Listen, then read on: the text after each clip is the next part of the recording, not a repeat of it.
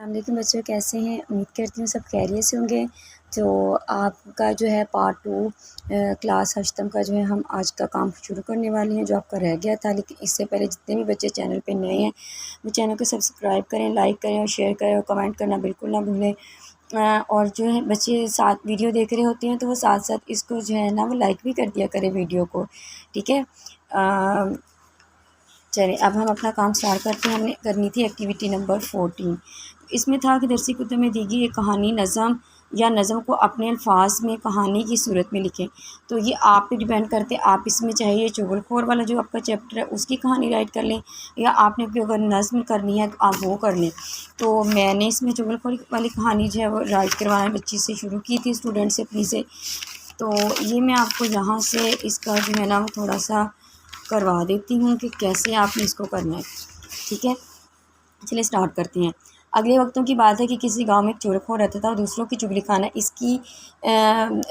اور اس کی بات کرنا اس کی عادت تھی، اور وہ لاکھ کوشش کے باوجود اپنی عادت کو چھوڑ نہ سکا۔ وہ اپنی عادت سے مجبور تھا اور اسی عادت کی وجہ سے اسے اپنی ملازمت سے بھی ہاتھ دھونا پڑتے تھے۔ آخر جب وہ مسلسل ناکامیوں سے تنگ آ گیا اور نوبت کی فاقوں تک آ پہنچی، تو دل میں سوچا کہ اس گاؤں کو چھوڑ دینا چاہیے۔ یعنی یہاں سے آپ نے پہلے اتنا کرنا ہے، اس کے بعد آپ نے اس کو یہاں سے اتنا کرنا ہے۔ آپ کے پاس یہ بک موجود ہوگی تو وہاں سے دیکھ کے آپ اس کو رائٹ کر سکتے ہیں۔ اس کے بعد ہے جی چغل خور ایک کسان کے پاس گیا، ٹھیک ہے؟ وہ کسان اکیلا تھا اور کھیتوں کے کام کاج میں اس کا ہاتھ بٹانے والا کوئی نہ تھا۔ اس نے سوچا چلو اسے ہی ملازمت پر رکھ لیتا ہوں۔ اب آپ نیکسٹ پیج پہ چلیں گے۔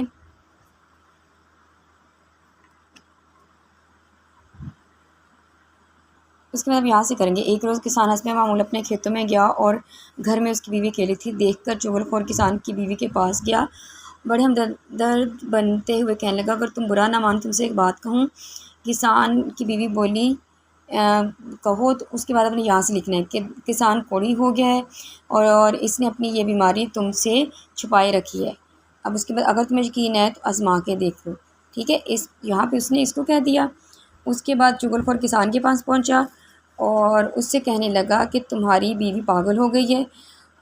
اگر تمہیں یقین میں سچ کہہ رہا ہوں، وہ پاگل پن میں لوگوں کو کاٹنے دوڑتی ہے۔ اگر تمہیں میری بات پر یقین نہیں ہے تو کل جب وہ کھانا لے کر آئے تو اس وقت دیکھ لینا۔ کے بعد کسان کے سالوں کے پاس گیا اور تم لوگ یہاں مزے کر رہے ہو، تمہارا بہن ہوئی تمہاری بہن کی بے عزتی کرتی۔ پھر اب یہاں سے کریں گے کہ دوسرے روز دوپہر کو جب کسان کی بیوی کھانا لے کر کھیتوں میں گئی تو کسان نے اس کی طرف دیکھا، اسے بکش کیوں کہ واقعی اس کی بیوی پاگل ہو گئی، اسے کاٹنے کو دوڑتی ہے۔ یہ دیکھ کر کسان نے اور دیکھنا تو بیوی کو بری طرح ڈانٹنا شروع کر دیا۔ کسان کے سالے باہر نکل آئے۔ کسان کے بھائیوں نے دیکھا واقعی نوکر نے انہیں صحیح اطلاع دی تھی، تو یہ دیکھتے ہی اور انہوں نے دیکھا کسان کے سالوں کو للکارا آج دیکھتے ہیں تم ہمارے بھائی کو کس طرح مارتے ہو۔ اور اس طرح سے کیا ہوا کہ اس نے ان سب میں لڑائی کروا دی اور اپنی بات بتائی۔ تو یوں نوکر ہمارے پاس آیا تھا اور اس نے یہ بتایا۔ تو پھر سب نے کہا کہ سب لوگ جمع ہو گئے، لوگوں نے پوچھا تم اس طرح کیوں لڑ رہے ہو؟ اس پر اپنی بات بتائی۔ یوں نوکر اپنے ہمارے پاس آیا اور اس نے یہ بتایا۔ اس طرح جب سب کی بات بتا چکے تو پتہ چلا کہ یہ سب کچھ چغل خور کا کیا دھر ہے۔ اب وہ سب مل کر چغل خور کی تلاش میں نکل پڑے، لیکن اس وقت چغل خور گاؤں چھوڑ کر کہیں اور جا چکا تھا۔ کہتے ہیں وہ دن اور آج کے دن چغل خور کا کہیں پتہ نہ چل سکتا، ٹھیک ہے؟ آپ کے پاس جگہ اتنی ہے تو اس میں جتنا میں نے آپ کو بتایا اگر اتنا پورا آ جائے، اس میں سے کچھ کم کرنا چاہے تو آپ اس کو کم کر سکتے ہیں۔ نیکسٹ ہے جی سرگرمی نمبر 15، پڑھائے گئے اسباق میں سے کوئی ایک سبق کا خلاصہ۔ تو ہم لکھ رہے ہیں سبق کا عنوان تبسم کا پھول، مصنف کا نام بہزاد لکھنوئی، ٹھیک ہے؟ اب یہ اس کا ہم نے خلاصہ لکھنا ہے۔ آپ یہاں سے شروع کریں گے۔ آپ صلی اللہ علیہ وسلم کی شخصیت ہمارے لیے مثال کا درجہ رکھتی ہے۔ رسول اکرم صلی اللہ علیہ وسلم اپنے متعلق صحابہ کرام سے نہایت لطف و کرم اور محبت و نرمی کا برتاؤ کیا کرتے تھے، اور آپ خاتم النبیین صلی اللہ علیہ وآلہ وصحبہ وسلم نرم مزاجی کا پیکر تھے۔ نبی کریم صلی اللہ علیہ وآلہ وصحبہ وسلم ملنے والوں سے خندہ افشانی سے پیش آتے، مسکرا کر بات کرتے، لطیف گفتگو میں شریک ہوتے اور بسا اوقات لطیف مزاح بھی فرماتے۔ حضرت عبداللہ بن حارث رضی اللہ عنہ عنہ فرماتے ہیں کہ میں نے رسول اللہ خاتم النبیین صلی اللہ علیہ وآلہ وسلم سے زیادہ کسی شخص کو مسکراتے نہیں دیکھا۔ اس کے بعد آپ نے یہاں سے اگر اس میں ایک واقعہ، یہ آپ کے پیراگراف ہیں تو لکھنا ہوا، پورا آتا ہوا تو لکھ لیں، اگر آپ نے نہ لکھنا ہوا تو پھر آپ یہاں سے کر لیں۔ درس والا واقعات یہ اپنے اگر آپ واقعے کو لکھیں تو آپ اس کو کریں، ورنہ پھر آپ یہاں سے شروع کریں۔ نبی رحمت خاتم النبیین صلی اللہ علیہ وسلم کی حیات طیبہ کے چند شگفتہ پھول ہیں جن سے قلب روح کی دنیا مہک اٹھتی ہے۔ حضور صلی اللہ علیہ وآلہ وسلم کی شخصیت یہ جمالاتی پہلو ہے کہ جس کی پیروی سماجی، سیاسی، مذہبی رہنما پر لازم ہے تاکہ مطلوبہ نتائج حاصل کیے جا سکیں۔ تبسم اور مسکراہٹ سے نہ صرف شخصیت جاذب نظر اور دلکش ہوتی ہے بلکہ اس جمالاتی انداز سے دلوں کو بھی واضح فتح کیا جا سکتا ہے۔ پھر آپ اس میں لاسٹ میں یہ بھی کر سکتی ہیں کہ آپ خاتم النبیین صلی اللہ علیہ وآلہ وسلم، صحابہ کرام، ازواج مطہرات اور بچوں سمیت سب سے نہایت محبت خلوص سے پیش آتے ہیں، سب سے مسکرا کر ملتے ہیں جہاں مناسب سمجھتے ہیں۔ مذہبی یہ آپ لاسٹ پہ کر سکتے ہیں جتنا آپ کا یہاں پہ۔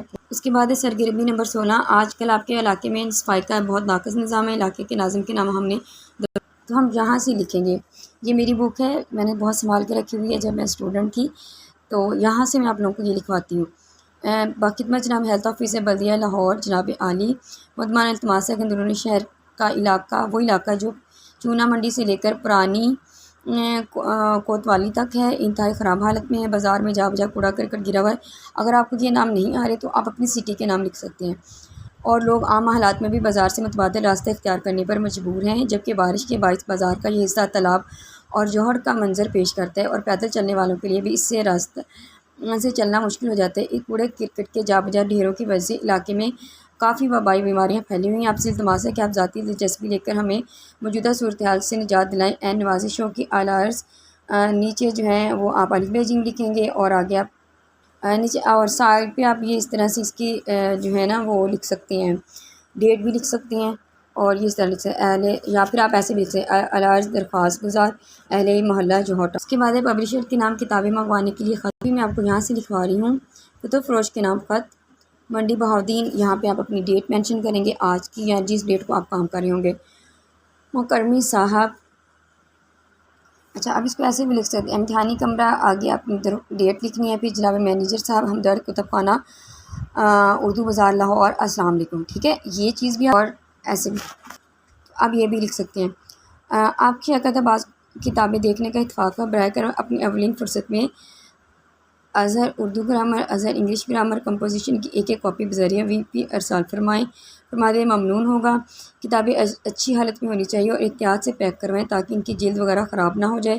امید ہے کہ آپ قیمتوں میں خاص رعایت دے کر شکریہ کا موقع دیں گے۔ والسلام الف بے جیم اور پھر آپ نیچے جو ہے وہ اس طرح سے لکھ دیں۔ ایک آپ یہ لکھ سکتے، اگر آپ وہ نہیں لکھنا چاہتے تو آپ یہ بھی لکھ سکتے ہیں، اس کو میں نے اپنے الفاظ میں لکھا تھا جیسے آپ کو پہلے یہ بتا دیا۔ پھر لکھیں گے براہ کرم درج ذیل کتب ذریعہ VP ارسال فرمائے میرے نام ارسال فرمائے ممنون فرمائے۔ آپ پھر یہاں پہ کتابوں کے نام میں نے لکھ دیے۔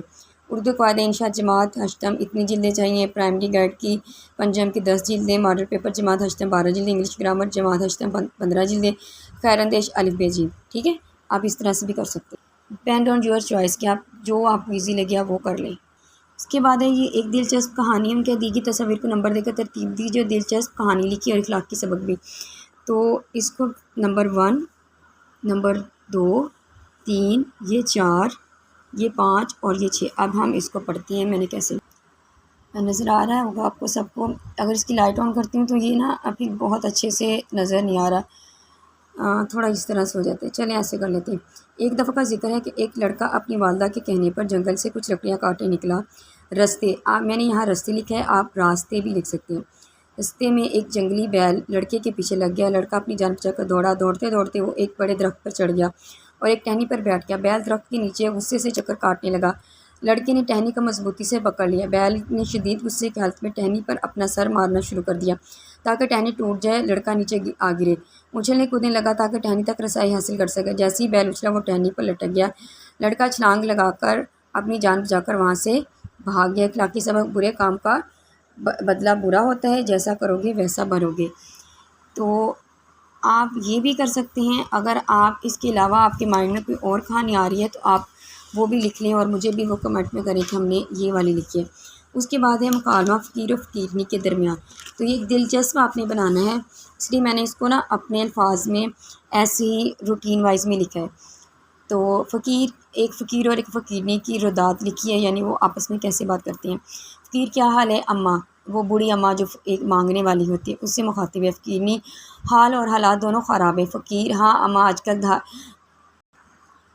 آج کل دہاڑی نہیں بن رہی، میرا بھی یہی حال ہے۔ فقیرنی صبح سویرے گھر سے نکل پڑتی ہوں، شام کو بڑی مشکل سے چند پیسے ہاتھ آتے ہیں۔ فقیر آج کل لوگ فقیروں کو بھیک دیتے ہی نہیں، فقیرنی اس لیے فاقے چل رہے ہیں۔ اچھا خاصا رات کو دودھ سوڈا چلتا تھا، ایک دن بعد گوشت کھا لیا جاتا تھا، اب تو ہفتوں دال کھا کر گزارا کرنا پڑتا ہے۔ فقیر ادھر بھی یہی دال سبزی چل رہی ہے، منہ گوشت کھانے کو ترس گیا ہے۔ فقیرنی کوئی نہیں، ہمارے اچھے دن آنے والے ہیں۔ فقیر وہ کب اور کیسے؟ فقیرنی ارے پاگل، بڑی عید آ رہی ہے تو ہر طرف گوشت ہی گوشت ہوگا، ہمارے بھی وارے نیارے ہو جائیں گے۔ فقیر اس بار تو گرمی کی ہے، سوچ رہا تھا فریج لے لوں، پر اب تو حالات مندے چل رہے ہیں۔ فقیرنی ارے تو کیا ہوا، ابال کر رکھ لیں۔ فقیر ہاں اماں کہتی تو ٹھیک ہے، ایسا کر لیں گے، تیری بہو کو بول لوں گا۔ فقیرنی چل اب گھر جانے دے، کچھ آرام کر لوں، گرمی بہت ہے۔ فقیر ٹھیک ہے اماں، اپنا خیال رکھی، پھر عید پر ملاقات ہوگی۔ فقیرنی خدا حافظ۔ اچھا یہ لہجہ جو میرے لکھنے کا ہے نا، جیسے فقیر و فقیرنی بولتے ہیں، میں نے اس انداز میں لکھے۔ انہوں نے کہا کہ اس کو دلچسپ بنانا ہے، تو ہم نے اس کو دلچسپ اسی انداز میں بنا سکتے ہیں۔ اس کے علاوہ اگر آپ کو کوئی اور ورڈ آتے ہیں تو آپ وہ بھی ایڈ کر سکتے ہیں۔ نیکسٹ ہے جی کسی بھی سیر یا تقریب کی شرکت میں ردات اپنے الفاظ میں لکھیں، تو میں نے سیر کی لکھی ہے، اب وہ میں آپ کے ساتھ جو ہے وہ اس کو شیئر کرتی ہوں۔